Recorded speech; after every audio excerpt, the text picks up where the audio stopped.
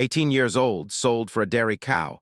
The mountain man who saved her became her everything. Lyra turned 18 on a morning that felt like every other. Thin sunlight, cold wind, and the smell of damp hay drifting through the settlement barns. The frontier colony of Ridgepoint was built on rough ground and stubborn people. Nothing came easy here. Water was counted, power was rationed. Even kindness felt expensive. Her guardians called it a birthday, but there was no cake, no gifts, and no laughter. Just a quiet look exchanged across the table and a paper contract folded too neatly beside a tin cup. Outside, a large animal stood tied near the trading post fence, broad-backed, calm, and breathing slow. It looked like a cow, but not exactly. Its hide had a faint silver sheen, and a small tag on its ear blinked with a soft green light. People called it a dairy cow, but everyone knew it was a lab-grown frontier beast, engineered to survive bad feed and produce milk that could keep a family alive through a hard season. Lyra's stomach tightened when she saw it. She already understood. Her family had lost 2 crops in a row. A dust storm had stripped the fields, and the power company had raised prices again. The settlement's debt ledger was a mountain that only grew. Lyra had heard the whispers in the bunkhouses, the way people spoke in half-sentences when she walked in. "She's old enough now," they said. "It's the only trade that makes sense. Better than starving." Lyra had tried to believe those words were not about her. At the trading post, the merchant waited behind a metal counter.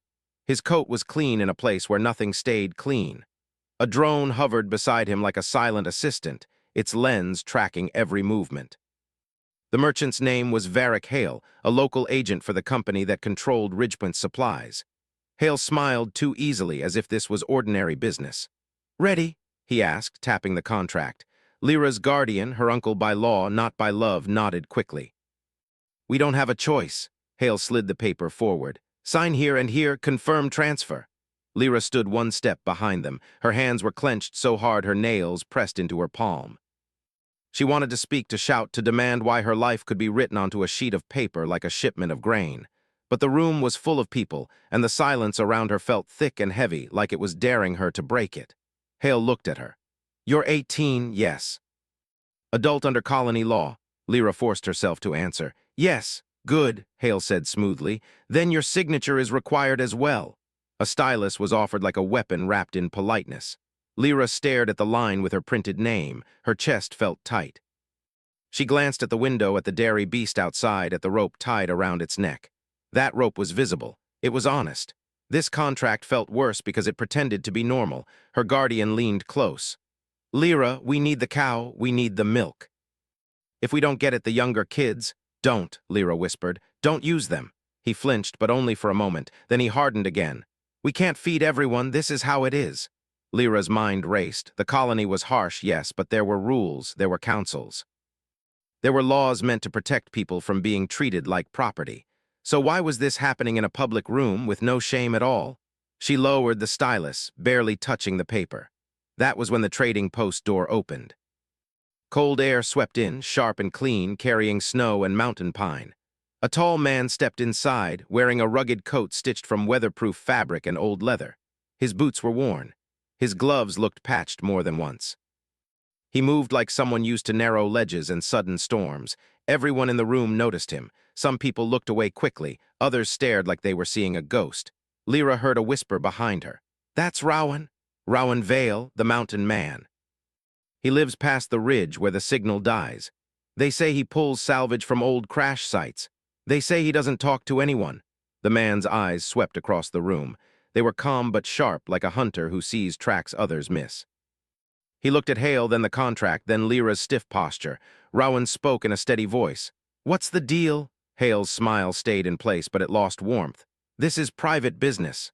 Rowan's gaze didn't move. "Not if it's happening in public." Hale chuckled as if amused. "It's a simple exchange, supplies for labor placement, perfectly lawful." Rowan stepped closer, the floor creaking under his weight. He glanced at the contract again. "Read the second page." Hale's smile twitched. "Excuse me." Rowan nodded toward the paper. "Read it out loud, especially the clauses about movement restrictions." A tense murmur rolled through the room. People shifted uncomfortably. Most traders didn't want contracts read out loud. Words sounded different when they were spoken where everyone could hear. Hale didn't like attention, that was clear. He placed his hand over the papers. "You have no authority here." Rowan didn't raise his voice. He didn't threaten. He simply reached into his coat and pulled out a small case. He opened it and placed several glittering stones on the counter, raw mineral chunks that shimmered faintly as if light was trapped inside them. Every eye in the room widened. Even Hale's. Those minerals were rare. They came from deep mountain seams or old wreck sites, places dangerous enough to kill a careless person fast. Minerals like that could buy a year of food, maybe more. They could also buy power credits, medical supplies, and clean water filters. Rowan spoke again. "How much for the dairy beast?" Hale blinked once recovering. "That animal is not for sale. It is part of a contract package." Rowan's eyes narrowed slightly. "Everything is for sale here. That's the rule you live by." Hale leaned forward, greedy curiosity rising. "Those minerals, where did you get them?" Rowan didn't answer. He pushed the case closer. "Name your price." Hale hesitated, then tried to play clever. "This contract is already agreed."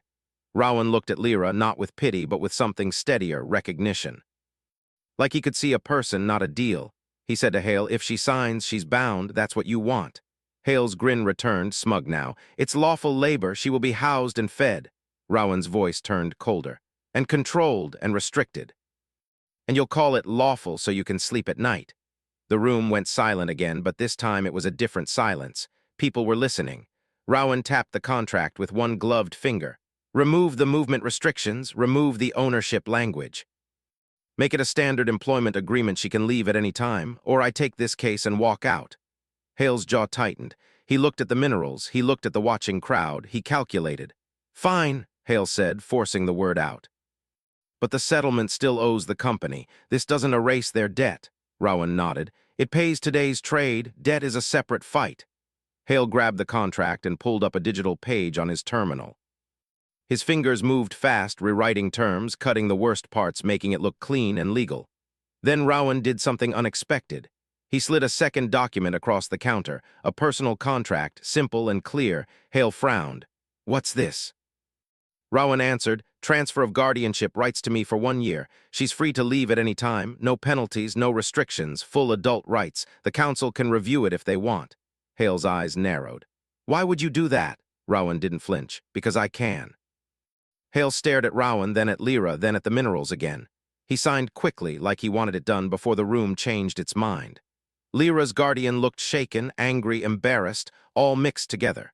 But he didn't argue. Not with those minerals on the counter and the whole settlement watching. The stylist returned to Lyra. Her hand trembled slightly as she signed Rowan's contract instead. Her name appeared clean and bright on the screen. For the first time all morning, Lyra felt air return to her lungs. Outside, Rowan untied the dairy beast and handed the rope to Hale's assistant. Then Rowan turned to Lyra. "Do you have anything to take?" he asked. Lyra swallowed. "Just a bag." "Get it," Rowan said. "We leave before the company changes its mind." Lyra hurried back to the small cabin she'd slept in for years. She packed quickly, 2 shirts, a worn blanket, a cracked photo chip she couldn't throw away. Her hands moved on instinct, but her mind felt like it was floating. When she stepped back outside, Rowan was already waiting by a rugged transport sled, a hybrid vehicle with wide treads and a compact energy engine. It looked like it had climbed places no normal vehicle could survive. She climbed in without being told. As Ridgepoint shrank behind them, Lyra watched the settlement's lights flicker in the distance. She didn't cry, she didn't beg.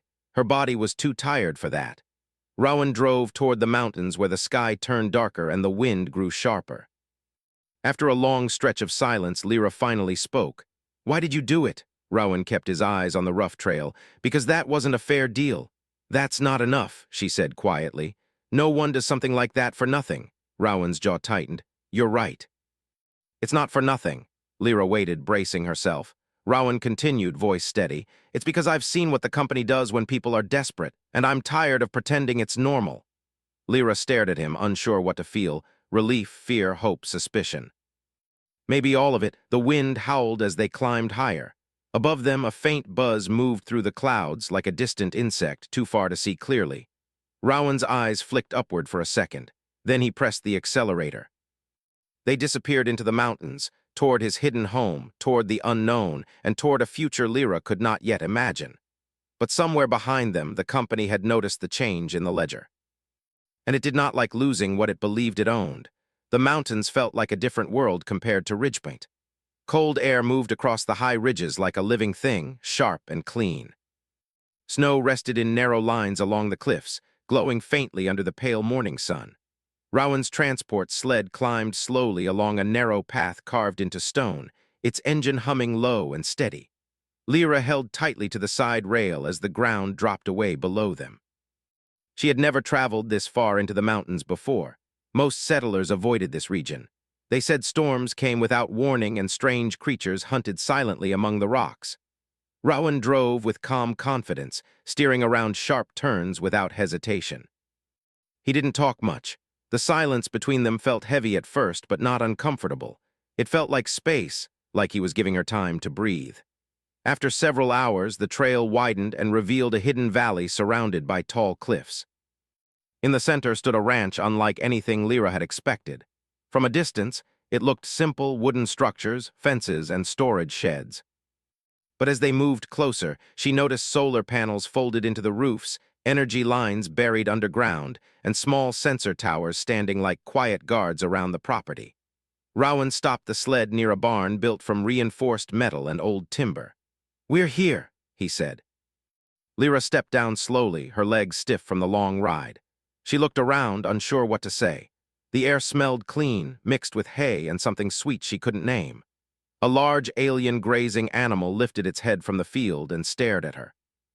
Its body looked like a cross between a horse and a long-necked deer with soft blue markings along its side.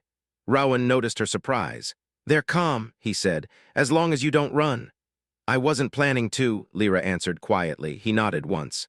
"Good." He showed her the main cabin first. Inside, it was warm and simple. A small cooking area, 2 chairs near a window, and shelves filled with tools and books. Nothing fancy, but everything felt cared for. "You can take the back room," Rowan said. "It's yours as long as you stay." Lyra hesitated. "You don't want anything in return?" Rowan paused before answering. "Everyone pulls their weight here, that's all." It was a fair answer, not cold, not demanding, just clear. The first days passed slowly. Lyra woke early and followed Rowan outside, watching how he moved through the ranch. He worked quietly but efficiently, checking fences, feeding animals, and repairing small machines that kept the property running. At first, she only observed, unsure where she belonged. But Rowan began giving small instructions. "Check the water tank level, bring that tool, watch how the animal reacts before you move closer." He never spoke like she was helpless. He spoke like she could learn. One morning, a sudden windstorm swept down from the ridge, carrying ice dust that stung the skin. Rowan handed her a heavy coat before she could ask for one. "Storm comes fast here," he said. They worked together to secure equipment, their movements quick and focused. By the time they finished, Lyra's hands were shaking from cold and effort, but she felt something unfamiliar growing inside her confidence. That night, they sat near a small heater while snow hit the windows like soft tapping fingers. Lyra broke the silence. "Why live here alone?" Rowan stared into his cup for a long moment. "It's quieter." "That's not the real reason," she said gently. He didn't answer, but he didn't look angry either. He simply changed the subject. "Tomorrow you learn to ride." "Ride what?" she asked. He nodded toward the grazing field. "Mountain runners, faster than vehicles on narrow trails." The next morning, Lyra met the animals properly. Up close, they looked powerful but gentle, their eyes bright with intelligence. Rowan showed her how to approach slowly, how to let the animal smell her hand before touching it. She was nervous, but Rowan stayed nearby without hovering. When she finally climbed onto the saddle, her heart pounded. The creature shifted beneath her, muscles moving like living waves. "Relax," Rowan said calmly. "They feel your fear." "I'm trying," she replied. The first ride was awkward and slow, but by the end she was laughing quietly, a sound she had not made in a long time. Days turned into weeks. Lyra learned to repair fences, prepare food from local plants, and manage energy systems hidden beneath the ranch. She realized Rowan's home was more advanced than it looked. Old defense turrets rested disguised among rocks, and communication devices were carefully hidden. One evening, she found him cleaning a worn piece of armor in the barn. "You were a fighter," she said. Rowan didn't deny it. "Long time ago?" "For who?" "For people who couldn't fight back," he answered. She sensed pain behind the words but didn't push further. As their routine settled, trust began to grow slowly between them. Rowan respected her space, never forcing conversation. Lyra began helping without being asked. They worked side by side, sometimes speaking, sometimes just sharing silence. But peace never lasts long on the frontier. One afternoon, Lyra noticed something moving in the sky, a small black shape circling high above the valley. "Rowan," she called. He looked up instantly, his expression changing. "Inside," he said quietly. She followed him into the cabin. He activated a console hidden beneath a table, pulling up a scanning display. "It's a drone," he said. "Company model." Lyra felt cold fear spread through her chest. "They found me." "Maybe," Rowan replied. "Or maybe they're searching the region." The drone disappeared behind the mountains, but tension remained. That night, Rowan checked every sensor around the ranch. Lyra watched him work, realizing how much effort he put into staying unseen. "You knew this could happen," she said softly. He nodded. "The company doesn't like losing control." "Then why help me?" Rowan stopped, meeting her eyes. "Because helping someone is more important than staying invisible." The words stayed with her long after he turned away. The next morning, they rode along the ridge to inspect a distant fence line. From the high cliffs, Lyra saw patrol lights flashing far away near the lower valleys. "They're closer than before," she said. Rowan didn't deny it. "Yes." Fear tried to creep into her thoughts again, but this time she pushed it back. "I won't run," she said. Rowan glanced at her. "You don't have to fight either." "I choose to stay," she answered firmly. For the first time, Rowan's expression softened, not relief but respect. As they returned toward the ranch, the sky darkened with approaching clouds. Snow began to fall, covering their tracks behind them. But far away, hidden among the mountains, a corporate patrol ship adjusted its course slightly. Its scanners locked onto a faint energy signature, one that matched Rowan's ranch. And this time it did not pass by. The morning sky above the mountains felt heavy and quiet, like the world was holding its breath. Lyra woke before sunrise. She had learned to listen to the sounds of the ranch, the hum of energy lines, the soft movement of animals, the distant whistle of wind through the cliffs. Today something felt different. The air carried tension she could not explain. She stepped outside and saw Rowan already awake, standing near a sensor tower. His posture was stiff, his eyes focused on a small handheld screen. "They're coming," he said without turning. Lyra felt her chest tighten. "The company," Rowan nodded slowly. "A patrol ship entered the outer range last night. It's scanning for energy signatures." Fear flickered through her, but it didn't freeze her the way it once would have. She had changed since arriving here. The mountains had changed her. Rowan had helped her see strength she didn't know she had. "What do we do?" she asked. Rowan looked at the valley, measuring distance and time. "First, we stay calm. Panic makes mistakes." He handed her a small device shaped like a bracelet. "Wear this. It blocks basic tracking signals." Lyra slipped it onto her wrist, feeling the faint vibration as it activated.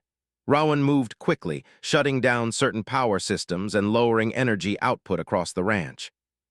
Solar panels folded down automatically, and hidden defense turrets rotated into standby positions. "You've been preparing for this," Lyra said. "I always prepare," Rowan replied. "Out here, survival depends on planning before danger arrives."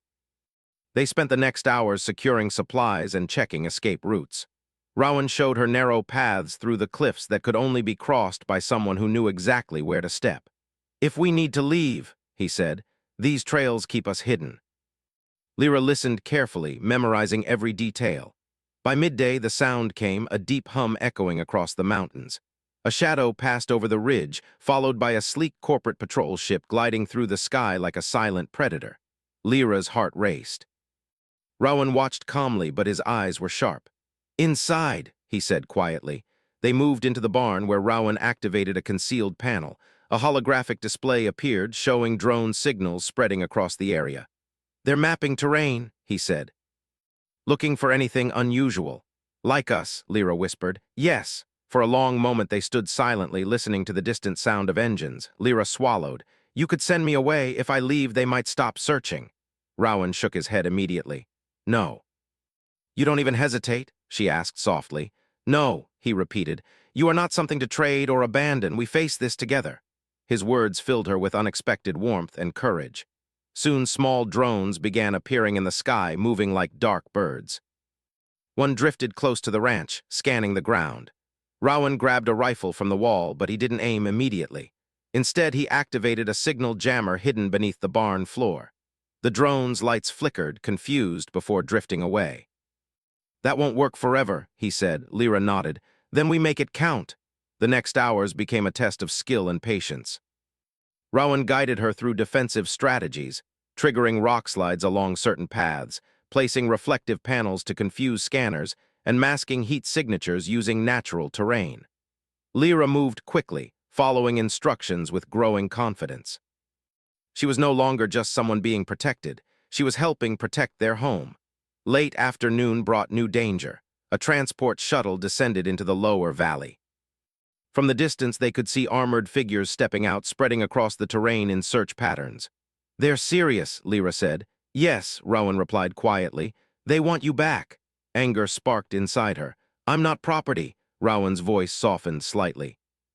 "I know." They retreated deeper into the mountains, guiding the ranch's automated defenses remotely. At one point, a drone spotted movement and began descending toward them. Rowan fired once, precise and controlled. The drone spun and crashed into the rocks below. Lyra stared at him. "You don't miss." "I try not to," he answered. As night fell, snow began to drift through the air, soft and silent. The storm helped hide their movements but also made travel harder. They found shelter in a small cave overlooking the valley. From there, they watched searchlights sweep across the ranch below. Lyra wrapped herself in a blanket, exhaustion creeping into her bones. "I brought this on you," she said quietly. Rowan shook his head. "No, the company brought this. They believe people belong to them." She watched him carefully. "You fought them before." He hesitated, then nodded. "Years ago, I helped settlers who refused to bow to corporate control. We protected each other until we couldn't." "What happened?" Rowan's voice grew softer. "We lost people, good people. I chose to walk away after that." Lyra understood the weight behind his words. "But you came back for me." He met her eyes. "Sometimes walking away doesn't mean you stop caring." Silence settled between them, but it felt warm rather than heavy. The next morning, they returned cautiously toward the ranch. Smoke drifted near one of the outer fences where a search team had tried to force entry but triggered an automated defense. "They're pushing harder," Lyra said. Rowan nodded. "Then we changed strategy." He guided her into a hidden underground room beneath the cabin. Inside were old communication systems, maps, and a satellite transmitter. "What is this?" she asked. "A backup," he said, "in case hiding fails." Lyra stared at the equipment, an idea forming slowly in her mind. "We don't just hide," she said. "We show people what they're doing." Rowan looked at her carefully. "That's dangerous." "They already came for me," she answered. "If we expose them, maybe they stop coming for others." Rowan remained silent for a long moment. Finally, he nodded. "Then we do it right." Together, they began preparing a transmission, collecting data from the contract, recording drone footage, gathering proof of corporate exploitation. Outside, the patrol forces regrouped, unaware of the plan forming beneath the ranch. As night fell again, Lyra stood beside Rowan, watching stars appear between drifting clouds. Fear still existed inside her, but it no longer controlled her. She wasn't the girl traded away anymore. She was someone who chose to stand. And somewhere beyond the mountains, the company commander received new orders: capture the target. No matter the cost, the mountains were quiet, but the silence felt different now. Lyra stood near the edge of the ridge, watching distant lights moving across the valley below. Corporate vehicles spread slowly like searching insects, their beams cutting through the darkness. They had not given up. Inside the hidden underground room, the transmission system hummed softly. Screens flickered with data Rowan had collected over years: contracts, recordings, shipping logs, and hidden clauses that showed how the company trapped settlers through debt and unfair agreements. Lyra stared at the information, her hands resting lightly on the console. "If we send this," she said quietly, "there's no going back." Rowan leaned against the wall, arms crossed. "No, there is." He didn't try to stop her. He didn't try to lead her decision. He simply stood there, ready to support whatever she chose. Outside, wind pushed snow against the mountain rocks, covering old tracks and creating new paths. Lyra remembered the day she was traded, the feeling of being small, voiceless, and replaceable. She remembered the moment Rowan stepped forward and changed everything.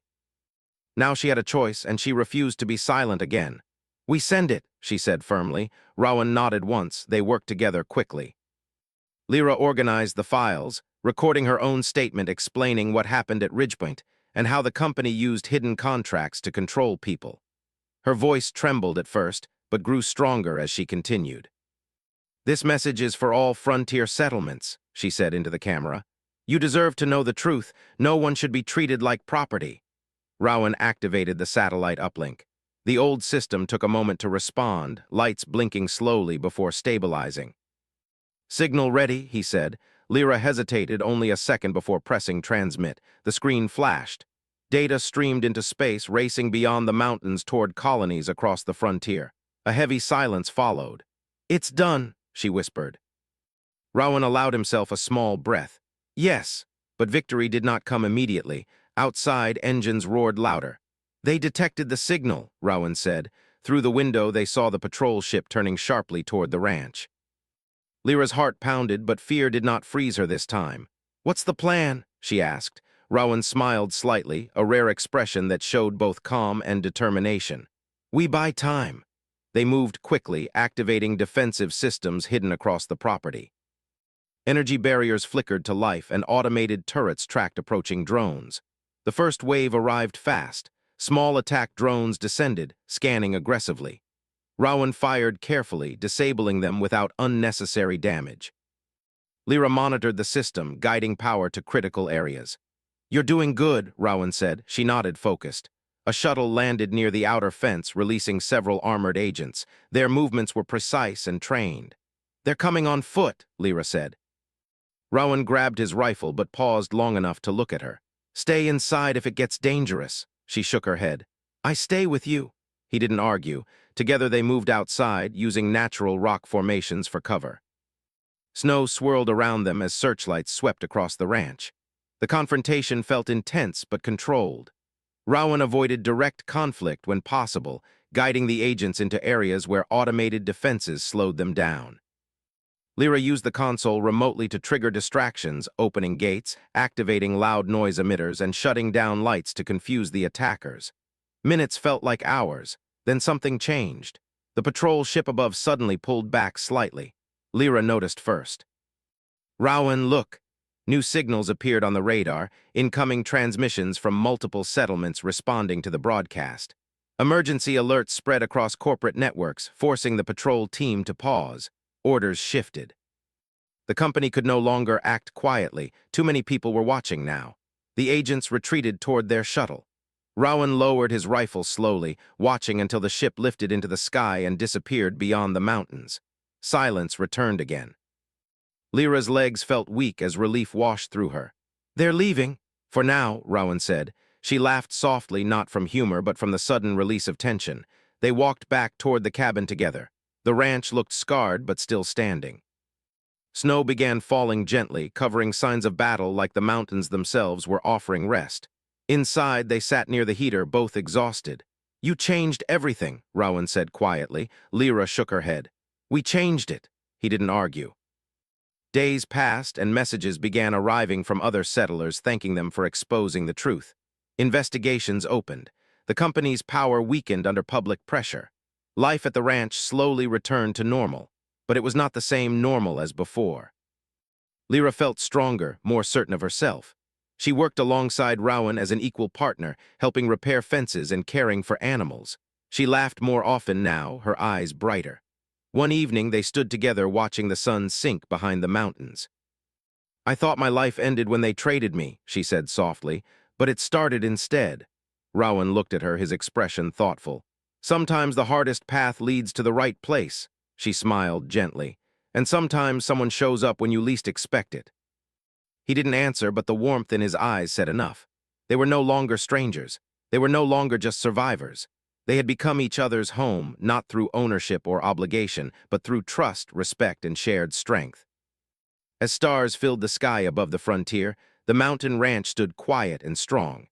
And for the first time in a long time, both of them felt truly free.